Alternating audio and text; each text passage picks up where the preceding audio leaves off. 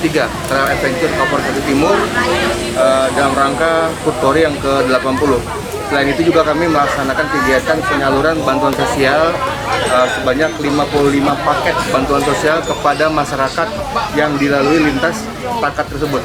Ya, mudah-mudahan kegiatan ini bermanfaat bagi masyarakat yang mendapatkan. Amin.